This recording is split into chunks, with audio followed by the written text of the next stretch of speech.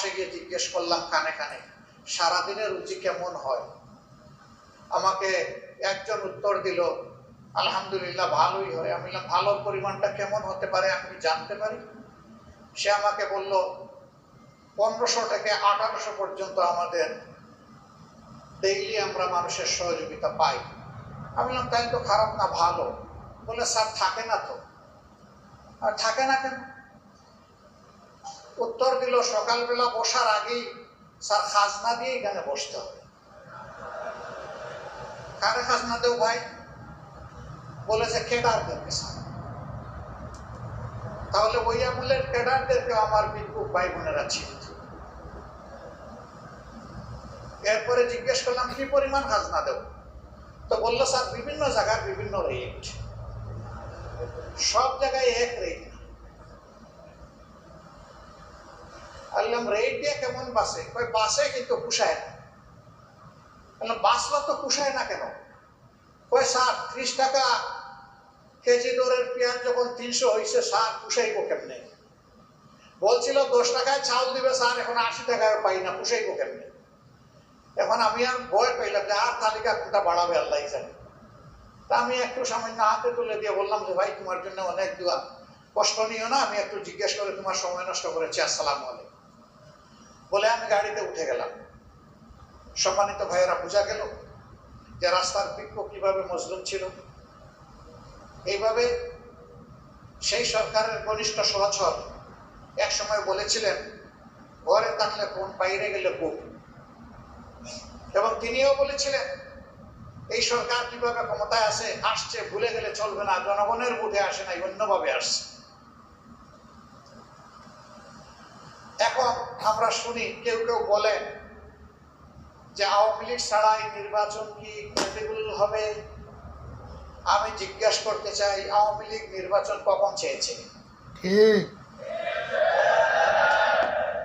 14 সালে 154 আসনে বিনা প্রতিদ্বন্দ্বিতায় পাস, অটো পাস। তাই তো, ট্রাইবেকারে গোল।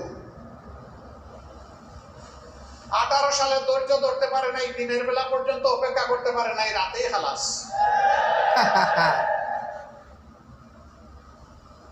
24 সালে সবাইকে জেলের মধ্যে ঢুকাইয়া একদম ফিটফাট। এখন ক্যান্ডিডেট খুঁজে পায় না কন্টেস্ট করার জন্য, দামি ক্যান্ডিডেট, দামি পার্লামেন্ট, দামি মন্ত্রী পরিষদ, দামি প্রধানমন্ত্রী, সবকিছুই দামি। যারা নিজেরাই নির্বাচনে বিশ্বাস করে না, তাদেরকে আবার আপনি নির্বাচনে আনবেন কিভাবে? তারা তো নির্বাচন চাইলে তাদের আমলেই নির্বাচন দিতে পারত। তাদের তো জনগণের উপরে কোনো আস্থা নাই, এই জন্য নির্বাচন দিতে সাহস করে নাই। আর সাহস করবে কিভাবে? সমাজের কারে বাকি রাখছে, কার উপরে জুলুম করে নাই। 13 সালের ঘটনাগুলো আপনাদের সবার স্মরণ আছে।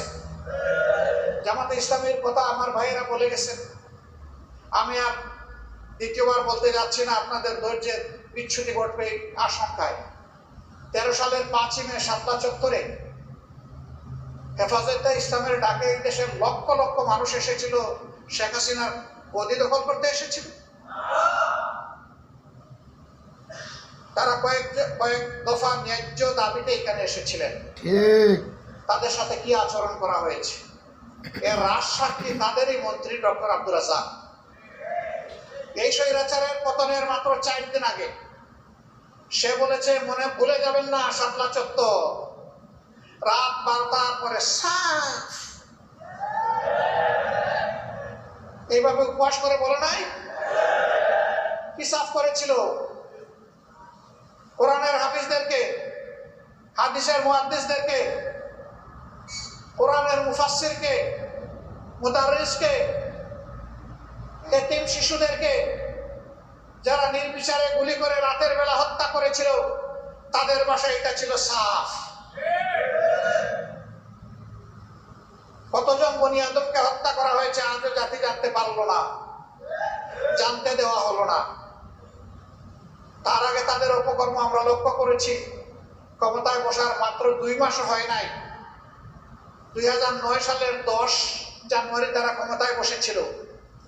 আর 26 এবং 27 ফেব্রুয়ারি পিলখানায় তারা এইরকম আরেকটা সাফ করেছিল।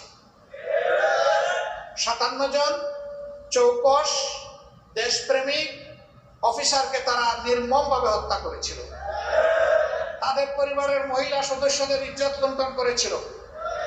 ইজ্জত লুণ্ঠন করার পরে তাদেরকে হত্যা করেছিল। হত্যা করার পরে তাদেরকে ড্রেনে ভাসিয়ে দিয়েছিল।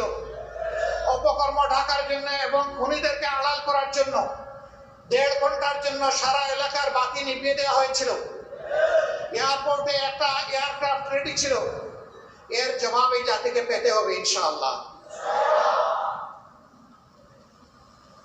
সম্মানিত সুধী মণ্ডলী, কেন সেনাবাহিনীর উপরে এত রাগ কেন?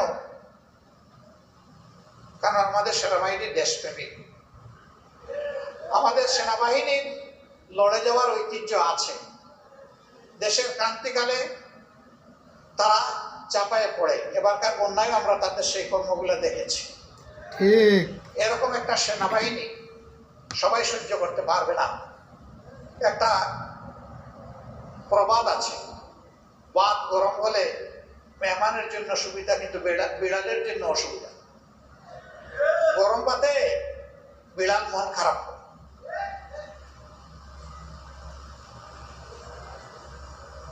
দেশপ্রেমের এই স্তম্ভটাতে আঘাত দিয়ে তাদেরকে ক্ষতিগ্রস্ত করা হয়েছে।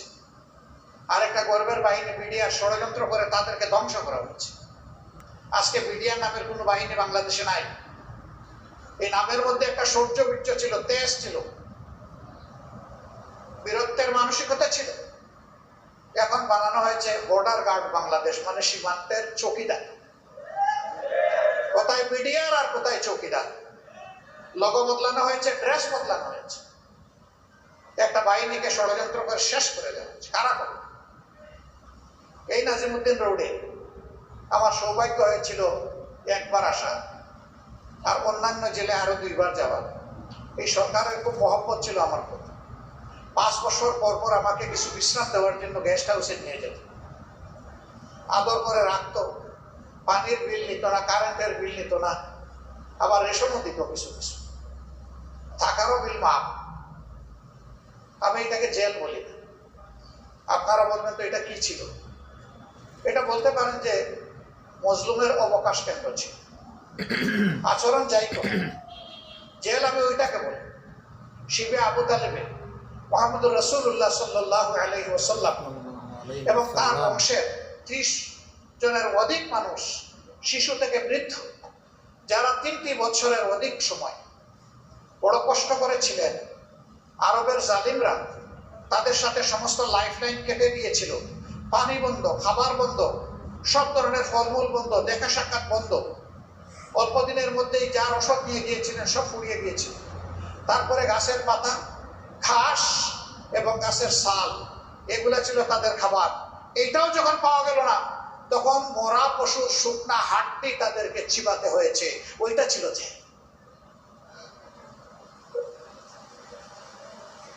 যেই মুমিনদের সামনে ওই জেল আছে, এই মুমিনরা দুনিয়ার এই পাতলা জেলকে কোনো পাত্তাই দেয় না।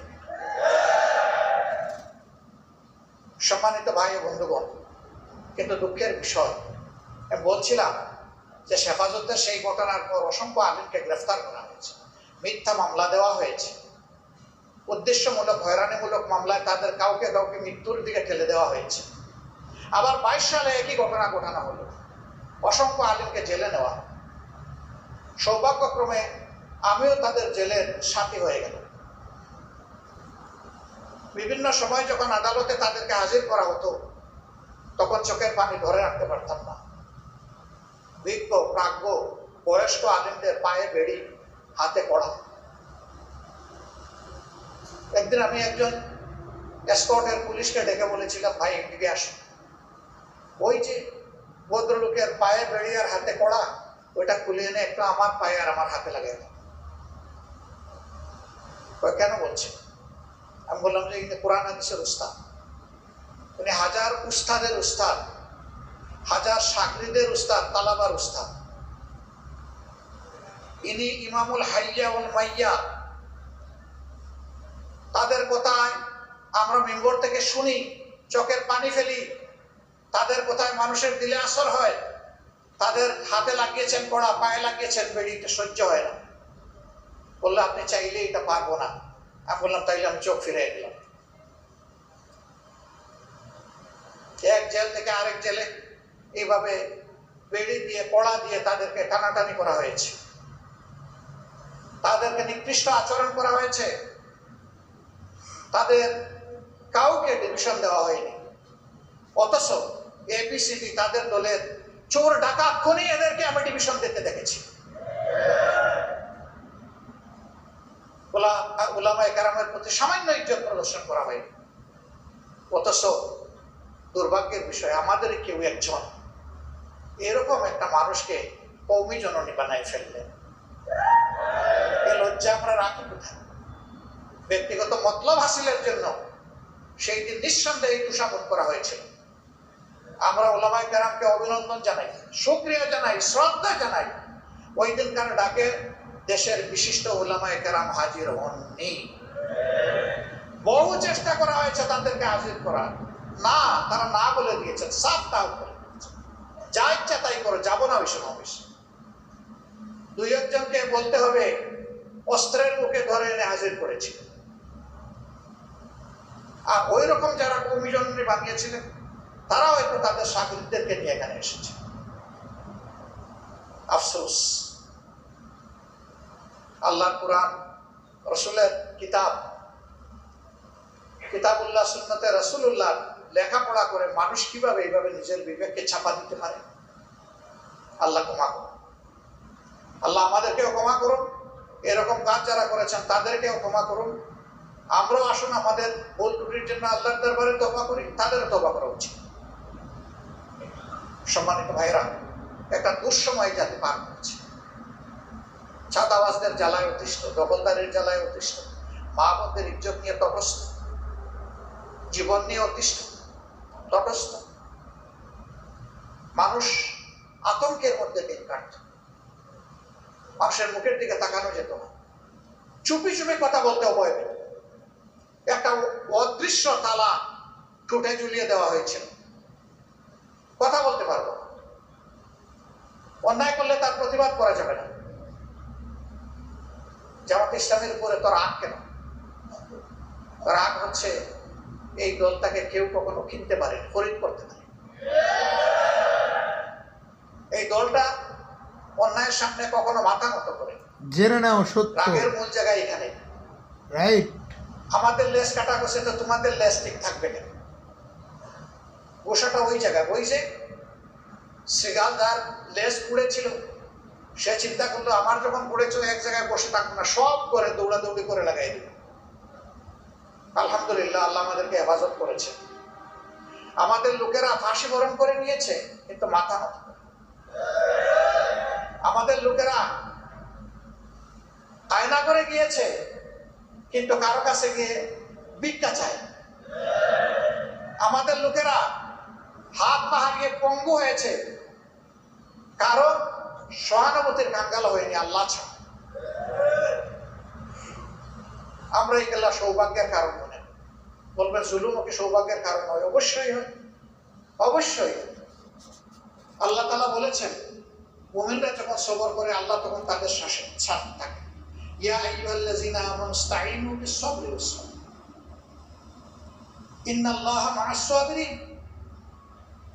যখন তোমাদের উপর বিপদ আপদ, জুলুম, অত্যাচার আসবে, তোমরা আল্লাহর সাহায্য চাও সবর এবং সালাতের মাধ্যমে।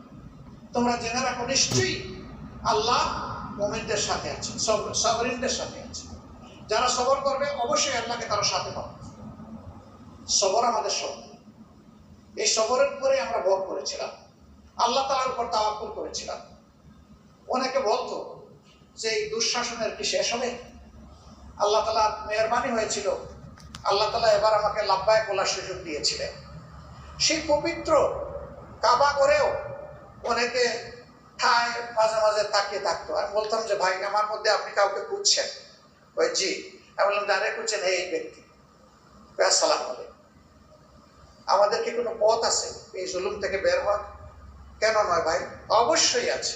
আপনি যে জায়গাটায় এসেছেন এই ঘরের মালিককে বলে যান চোখের দুই ফোঁটা পানি ফেলে যান।